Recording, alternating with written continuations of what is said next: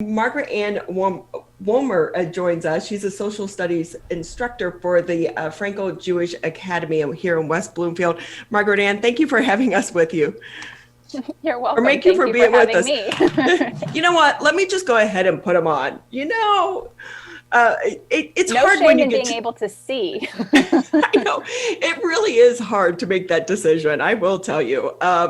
With that, Margaret-Ann, thank you for being with us again. I'm so sorry about that, but you look great. Thank you. We're in the land of Oz, just like that. Just today. Yep. One day only. So you teach social studies to high school students. How did you come up with this? I wish I had some really long, drawn out inspirational story, but the short, straight to the point version is, we got the note that we were going to be going virtual, and that's not really the ideal situation. When you become a teacher, you enjoy that environment that you create in your classroom and your rapport with your students. And I was really worried about the monotony of it all, about every day coming in and it's a virtual screen and this is the only interaction I get. And so I wanted some way to build anticipation and excitement and make things different from day to day beyond obviously the content. This was what my brain came up with. I'm a former theater girl, and my mom was always really involved with school and district managing, and she had all these kooky ideas on how to get people incentivized, and so I kind of just took a page from her book and ran with it, and here we are. So this is so awesome. Since you've been doing it, how do you come up with who you are going to be for that day? Yeah, so this is day 12, and of course we've been extended now, so I have another 8 days that I'm going to need to come up with now. But really, I'm rifling through every closet and craft bin in the house, and I'm kind of just looking for something to jump out and say, here, pick me, let's do this. And so kind of once I have what I'm going to wear, then the virtual background can be Googled or what have you, and I think it really completes the image, obviously, so that's what makes the cake. But yeah, it's a scavenger hunt through the house. Teacher budget being what it is, I'm not trying to spend money and go all out. So, whatever we've got, you got to make it work. Creativity at its finest. And with that, give us a list of some of the characters you've been during this time. Oh boy. So I've been Princess Leia and Belle, which is my all-time favorite. I've done Wednesday Addams and Wonder Woman, Katniss from the Hunger Games, so kind of channeling my brunette women of power theme here. On that first day, what was the reaction from the students?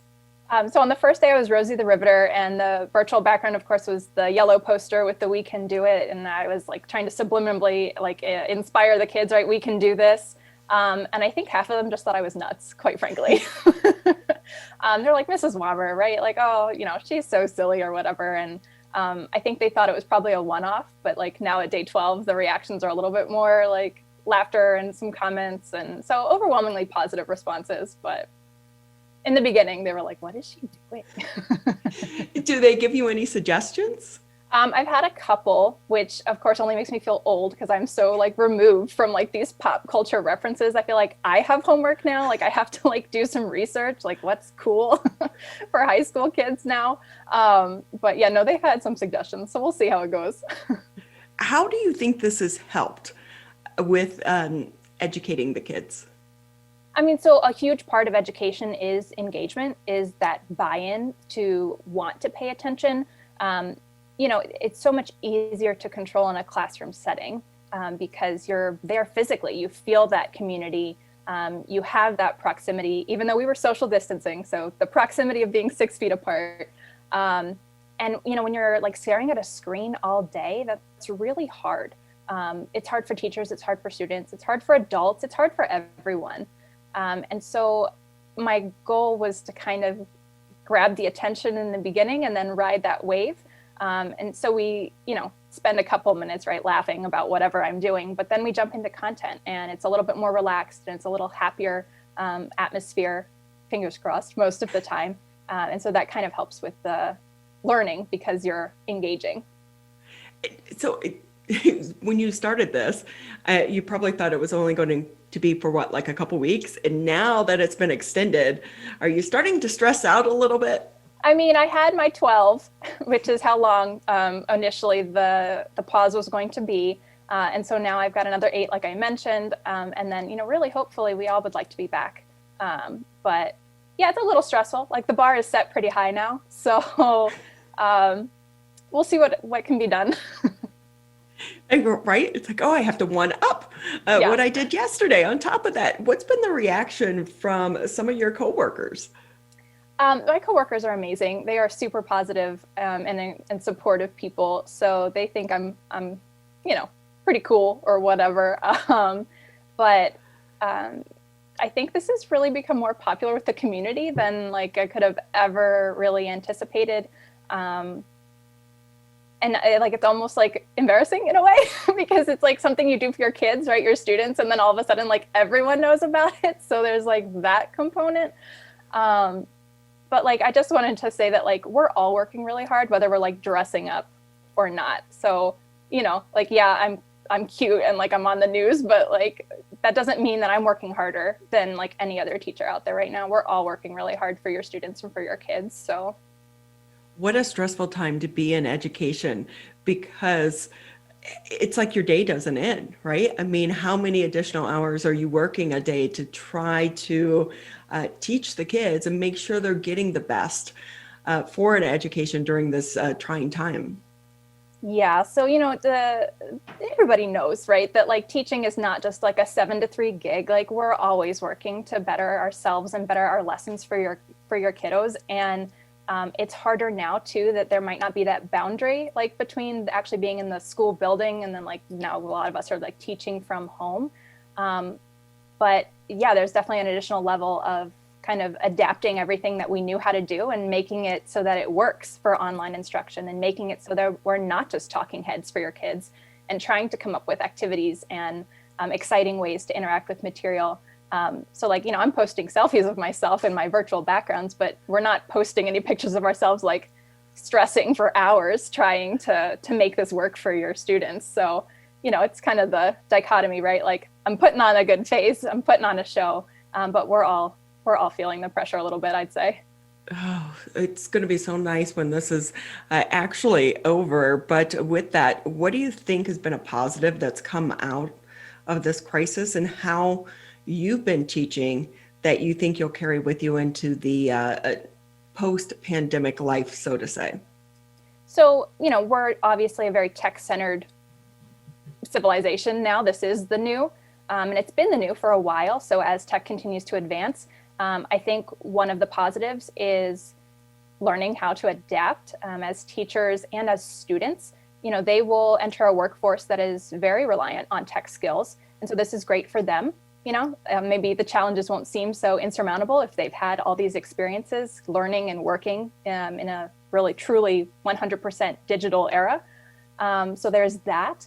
And I also see a lot of my students that perhaps are shyer when it's in person or in class, really kind of blossom under like these tech conditions. They're in the comfort of their room. They are in a safe space. They have opportunities to participate through chat, not just verbally or, what have you. So there's definitely some positives. It's not like a totally negative, bleak landscape here. Well, that's good. Margaret-Ann Wommer with us. She's a social studies instructor at Frankel Jewish Academy here in West Bloomfield. Extremely creative. We've seen a lot of Zoom virtual backgrounds doing this show for as long as we've been doing it. You by far have the best ones and the best setup too, because typically when you have a virtual backdrop, it kind of moves with you, or, and you can see the gaps. Yours isn't coming across like that. Yeah, I'll share with you my little pro tip of the day here. Behind me is actually a $3 thrifted tablecloth, and it's green. So my green screen hack here is just a tablecloth hanging up behind me, and so it kind of smooths out the edges. That's such a great way to do it. That's awesome. With that, for your students and for their parents, what do you want them to know about why you're doing this? I mean, the bottom line is always the kids. my kids. They're your kids and my students, but they're my kids too, at least for a couple hours a day. And the bottom line is always trying to find a way that they are going to thrive. So yes, my job as an educator is to teach your child, but we wear a lot of hats. And the other job is to make sure that like my students' mental health is as good as it can be. And this is a challenging time for everyone in that regard. And so if I can make your kids smile, even for a few minutes, then I feel like I've earned my gold star for the day. And so, just know that all of us are looking out for all aspects of your child's well-being, not just their education. How long have you been a teacher? 8 years. 8 years. So with this, I think there's going to be pressure on you, though. If you get back to the classroom, will you do any of this? Oh, no, ma'am. Classroom, I will be back in my professional attire. This was a short-term show. What about if this continues into 2021? Your girl's going to have a lot of work to do. I'm going to have to figure it out because the train is rolling right through the station, so I can't stop now. So I would imagine too, you're like, are you calling any family members and friends saying, do you have any old costumes I can use right now? I might have to at this point. My husband and I are actually transplants here to Michigan, so I've got a little bit of a support network, but certainly not like access to infinite number of closets. So we're going to have to get creative, and maybe the mail will become my new best friend. So what do you want other teachers to know about this experience? That I'm having so much fun. It's as much as it is for the students, it's been really helpful for me too. It's something to look forward to. It's a way to challenge myself and feel like my creative channels are being met, or my creative needs are being met. But like that there are so many other ways, so maybe it's not this for you, but to find something that brings you a little bit of joy in this really stressful time, I think is really important for us as well as for the kids. So are you teaching from home, or are you actually in a building? No, ma'am, I'm at home. And what's that been like for you? So I have an almost 2-year-old daughter, and my husband is also working from home in another part of the house. So it's like three's company all the time.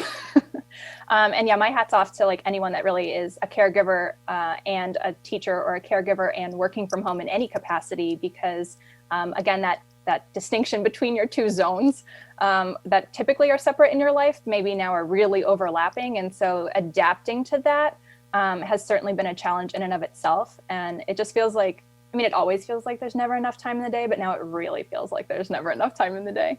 Wow. Has your daughter Zoom bombed your classroom at all? Several times. Yeah, we roll with it. And from a teacher standpoint, does it kind of bridge a bit of a gap with some of your students so that they see you as a person and as a mom and not just a teacher? I think to some extent that happens. I have her picture in my classroom, so they know that I'm a mom, but to see the like living, breathing mini me in my lap is probably just a whole nother level. And, they think she's adorable and nobody minds, but it is strange for me, because normally I'm a teacher and then I'm a mom, and it's not simultaneous. So multitasking at its finest. Yeah. Oh my goodness. But there is something about being able to almost put your life into these boxes. But when you're trying to virtually teach and be a mom at the same time, those worlds do overlap. For sure. There's like, if there were lines before, they are very blurry and or non-existent now. So So you obviously know how to think outside the box and get creative with that. One thing about education overall, what do you think is going to be the long-term impact from this pandemic that will carry on into the future? I think we're seeing that there are multiple ways to learn. And I hope that even when the pandemic is behind us, that we don't forget that lesson. I think there's been so much pressure on teachers, always, to educate, but I'm hoping that as a community, we see that it does take a village and that there are multiple people that can teach. It doesn't have to be that traditional like person at the head of the room. And so I'm hoping we're seeing like the ways that the community gets involved and keep that going, and the ways that students can become kind of more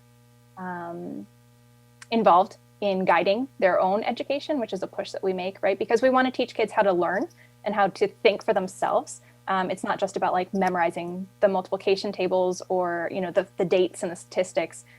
We want students to be able to be educated members of the community. And so if that is something that we are successful at, then it's a good day.